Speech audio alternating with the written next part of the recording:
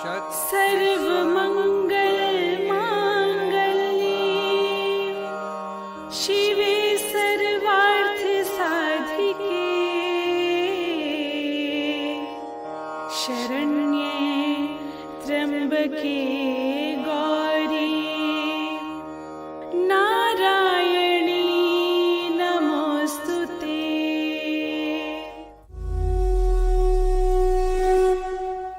मैं हूं शिखा सिंह और मेरे साथ है नवरात्रि पर विशेष चर्चा के लिए राघवेश जी, जो एक लेखक हैं और धर्म जिज्ञासु हैं। जय जगत जननी की। जय जगत जननी की। राघवेश जी, कृपया हमारे दर्शकों को नवरात्रि का महत्व बताएं। जयंती मंगला काली भद्रकाली कपालिनी दुर्गा क्षमा शिवा धात्री स्वाहा स्वधा नमोस्तुते।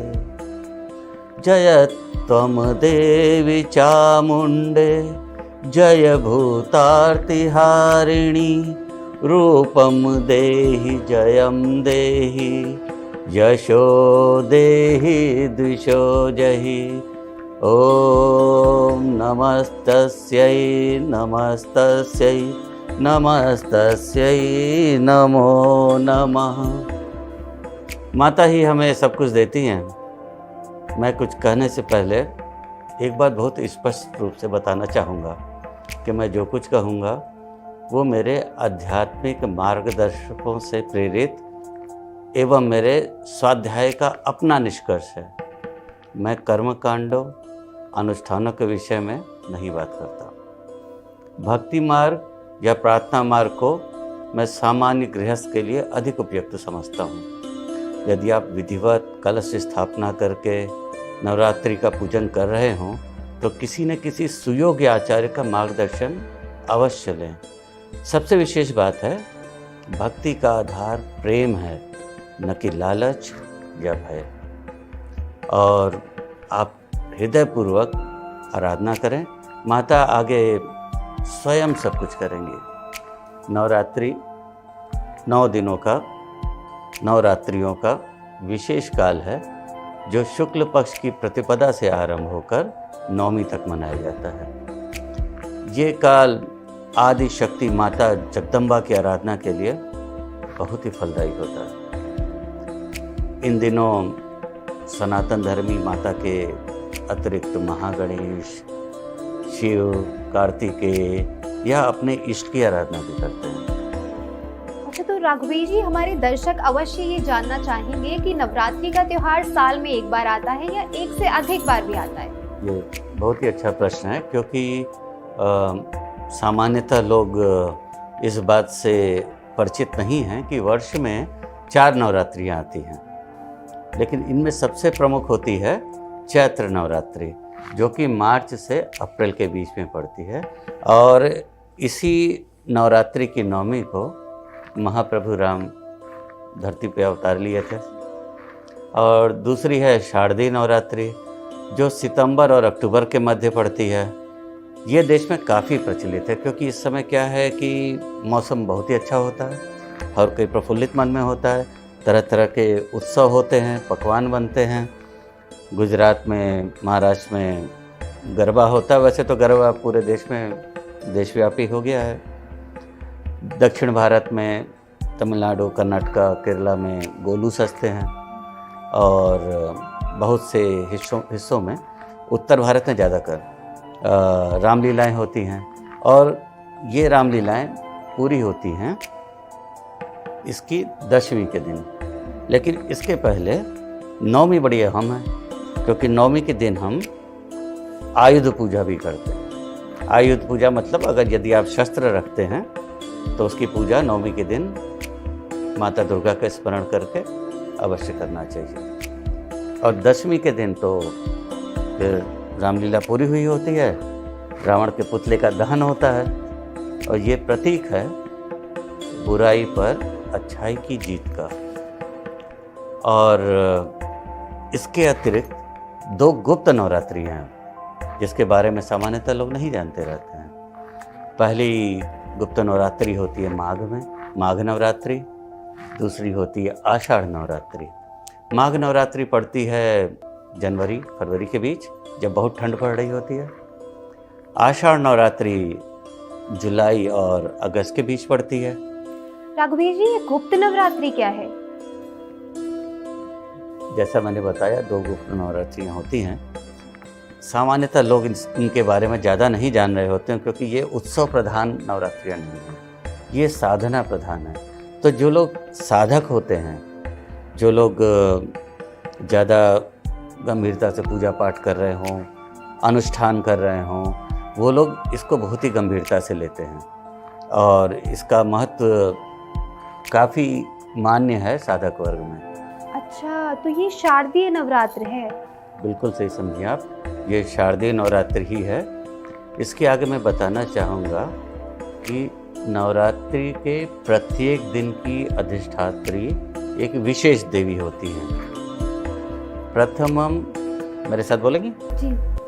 प्रथमम शैलपुत्री च, प्रथमम शैलपुत्री च, द्वितीयम ब्रह्मचारिणी, द्वितीयम ब्रह्मचारिणी, तृतीयम चंद्रघंटेति, तृतीयम चंद्रघंटेति, कूष्मांडेति चतुर्थकम, कूष्मांडेति चतुर्थकम, पंचमम स्कंदमातेति, पंचमं स्कंदमात्येति, षष्ठम कात्यायनीति च, षष्ठं कात्यायनीति च, सप्तमम कालरात्रि, सप्तमं कालरात्रि, महागौरी च अष्टमम, महागौरी च अष्टमं, नवमम सिद्धिदात्री, नवमं सिद्धिदात्री, नवदुर्गा प्रकीर्तिता,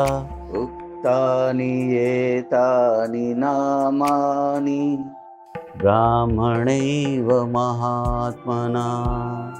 नवरात्रि की प्रथमा को देवी शैलपुत्री, द्वितीया को ब्रह्मचारिणी, तृतीया को चंद्रघंटा, चतुर्थी को कूष्मांडा, पंचमी को स्कंद माता, षष्ठी को कात्यायनी माता, सातवें दिन सप्तमी को माता कालरात्रि, अष्टमी के दिन महागौरी माता और नवमी के दिन सर्व सिद्धि प्रदायिनी माता सिद्धिदात्री की अर्चना करनी चाहिए। राघवेश जी, हमारे दर्शक अवश्य इन सभी देवियों के बारे में विस्तार से जानना चाह रहे होंगे और इनकी विशेषताओं के बारे में भी। सबसे पहले मैं आरंभ करूंगा माता शैलपुत्री से। माता शैलपुत्री की स्तुति करेंगी मेरे साथ। चराचरेश्वरी त्वं हि, चराचरेश्वरी त्वं हि, महामोह विनाशिनी, महामोह विनाशिनी, मुक्ति भुक्तिदायिनी शैलपुत्री प्रणमाम्यहम्, मुक्ति भुक्तिदायिनी शैलपुत्री प्रणमाम्यहम्। तो यह है माता का पहला स्वरूप। आज प्रथम दिवस की पूजा में साधक को अपनी चेतना मूलाधार चक्र की शुद्धि में एकाग्र करना चाहिए। मूलाधार चक्र? हमारा शरीर जो है, इसमें ऊर्जा के 9 चक्र होते हैं, जो नवरात्रि के 9 दिनों से भी संबंध रखते हैं। इन 9 दिनों को हमें इन 9 चक्रों की जो ऊर्जा है, शक्ति है, उसको माताओं की से कृपा मांग के हमें उनकी शुद्धि करनी चाहिए। और शायद आपके समझ में नहीं आया होगा, हमारे शरीर की चेतना जो है, ये सब ऊर्जा के केंद्र हैं, जो हमारे मेरुदंड के निचले हिस्से से लेके मेरुदंड के ऊपर सहस्त्रार तक जाते हैं। हमारी चेतना हमेशा ऊर्ध्वगामी रहनी चाहिए। हमारी चेतना नीचे से ऊपर की ओर प्रगति मार्ग पे बढ़ती रहनी चाहिए। उसके लिए क्या है कि जब हम नवरात्रि की साधना करते हैं तो पहले दिन अपना चित्त जो है वो मूलाधार चक्र पर स्थिर करते हैं और माता से मांगते हैं उसकी ऊर्जा को संशोधित करने की शक्ति।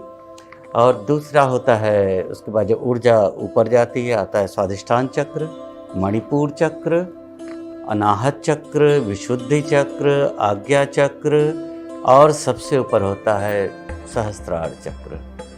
आगे के एपिसोड में मैं सबकी विशेषताएं बताऊंगा, और जैसे जैसे एपिसोड्स आएंगे तो जिस एपिसोड में जिस दिवस में जिस चक्र को हमें जागृत करना चाहिए उसके बारे में हम लोग चर्चा कर लेंगे।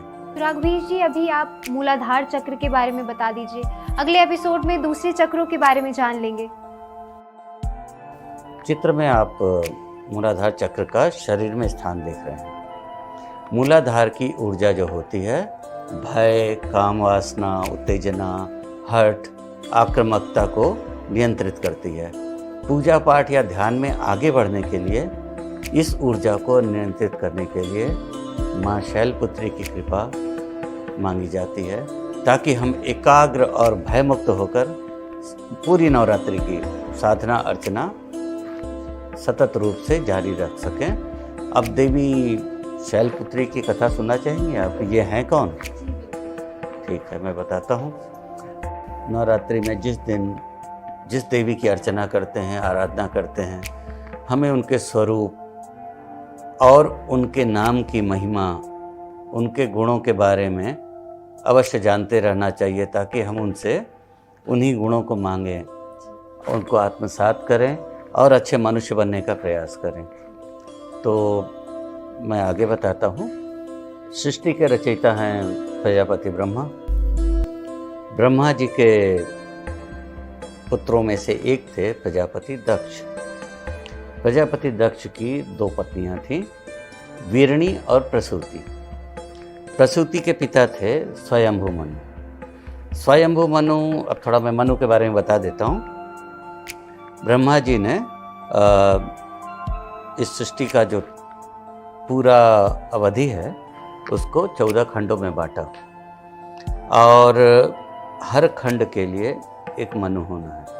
वो मनु और कोई नहीं, ब्रह्मा जी का ही मानस पुत्र होता है। तो जो पहले मनु थे वो थे स्वयंभू मनु, उन्हीं की पुत्री थी प्रसूति।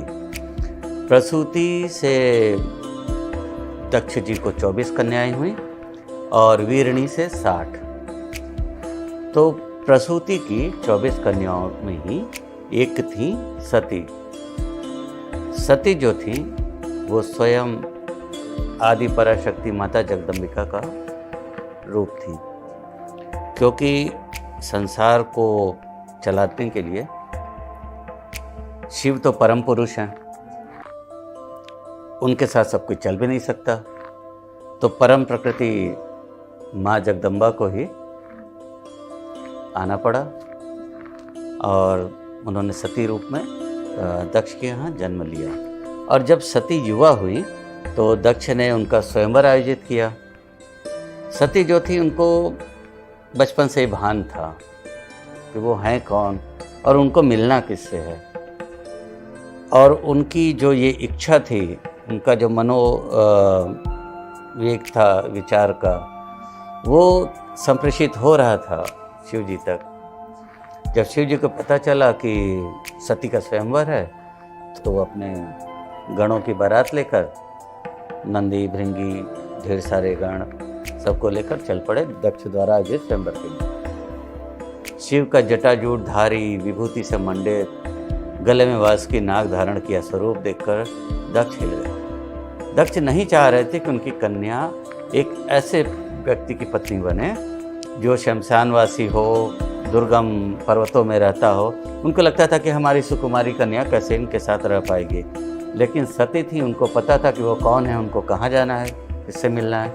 वो सती पूरी उत्साहित होकर शिव के साथ, शिव का वर्ण करके कैलाश की ओर चल पड़ी। अब सती की न महादेव पसंद आए दक्ष को, न सती की आतुरता। उन्होंने मन में ठान लिया कि अब मैं शिव और सती दोनों का त्याग कर दूंगा। कालांतर में दक्ष ने एक बड़े यज्ञ का आयोजन किया, जिसमें सभी देवगण, ऋषि, मुनि आमंत्रित थे, किंतु शिव को निमंत्रण नहीं भेजा।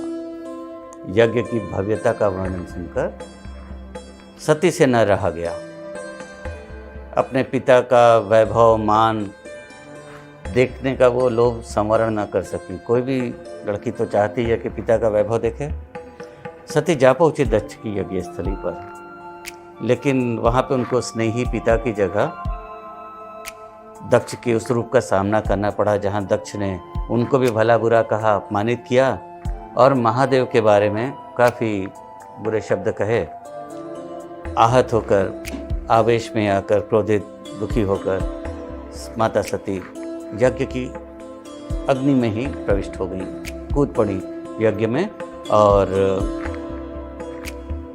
उन्होंने अपना भौतिक शरीर ही त्याग दिया। अब जब ये बात पता चली महादेव को, क्रोध में आकर उन्होंने तांडव मचा डाला। उन्होंने वीरभद्र को उत्पन्न किया। वीरभद्र ने पूरे यज्ञ का नाश कर दिया और दक्ष का सर भी काट लिया। यहाँ सती का जला हुआ शरीर कंधे पर डालकर शिव जो हैं वो बिल्कुल विचलित अवस्था में इधर उधर भटकने लगे। पूरे ब्रह्मांड में सभी कोई हैरत में थे, कांप उठे थे कि अब क्या होगा। अब माता सती के जले हुए अंग जहाँ जहाँ गिरे वहाँ पर आज भी 52 शक्तिपीठ हैं, जैसा कि हमारे कई पुराणों में वर्णित है। लेकिन राघवेश जी, शिव जी का क्रोध कैसे शांत हुआ? शिव जी को 2 ही लोग मना पाते हैं, ब्रह्मा और विष्णु। उन लोगों ने किसी तरीके से मनाया, समझाया, बुझाया तो शिव जी का क्रोध शांत हुआ। अब जब क्रोध शांत हुआ तो दक्ष थे कौन? ब्रह्मा के ही तो मानस पुत्र थे। अब शिव जी तो हैं महादयालु, वो तैयार हो गए। उन्होंने बोला ठीक है भाई, जीवित कर लो। तो ब्रह्मा ने एक भेड़े का सर लाकर दक्ष को लगा दिया और दक्ष पुनर्जीवित हो गए। शिव जी गुस्सा करते हैं लेकिन है तो दयालु ही। लेकिन शैलपुत्री देवी? शैलपुत्री देवी माता आदि पराशक्ति का ही स्वरूप है। माता सती के देह छोड़ने के उपरांत जगदम्बा ने पुनः जन्म लिया पर्वतराज हिमालय एवं उनकी पत्नी मैना के घर में। पर्वतराज की पुत्री होने के कारण उनका नाम शैलपुत्री पड़ा, क्योंकि शैल का अर्थ होता है पर्वत। अच्छा, तो पार्वती देवी का ही नाम शैलपुत्री है। लेकिन वो शिव जी तक कैसे पहुंची? शिव जी तक तो उनको पहुंचना ही था। बालपन से ही पार्वती को शिव के प्रति अनुराग था, क्योंकि वो थी तो आदि पराशक्ति का ही स्वरूप ना। तो उनको अंतः प्रेरणा तो थी कि उनको शिव जी के पास जाना है, शिव को शक्ति से संयुक्त तो होना ही था, ये दैव विधान था। तो माता पार्वती के अंदर बहुत ही उत्कंठा थी शिव के साथ संयुक्त होने की, बड़ा होकर, और उनको बहुत ही लगन से वो शिव की ही अर्चना करती थी। फिर जब वो बड़ी हुई तो माता पिता ने उनके विवाह के बारे में सोचना शुरू किया और पार्वती माता घर से निकल पड़ी दंड कमंडल लेके, तपस्वी रूप धारण करके तपस्या करने के लिए, क्योंकि उन्हें शिव को प्राप्त करना था। उन्होंने कठिन तप किया, अन्न त्यागा, फल फूल त्यागे, बिल्व पत्र खा के जीने लगी। बिल्व पत्र मतलब बेल का पत्ता, और उसके बाद वो भी त्याग दिया, जल पे आई, फिर जल भी उन्होंने छोड़ दिया। उनके तप के तेज से उसका ताप जो था वो इतना ज़्यादा था कि देवताओं को भी लगने लगा कि अब तो शिव को समाधि से उठाना चाहिए। इस बीच क्या था, जो आसुरी शक्तियाँ थीं वो भी देवी को बार बार कोशिश कर रही थी कि उनका तप भंग हो जाए, लेकिन देवी जो थी वो पूरे धैर्य के मनोयोग के साथ तपस्या में लीन थी।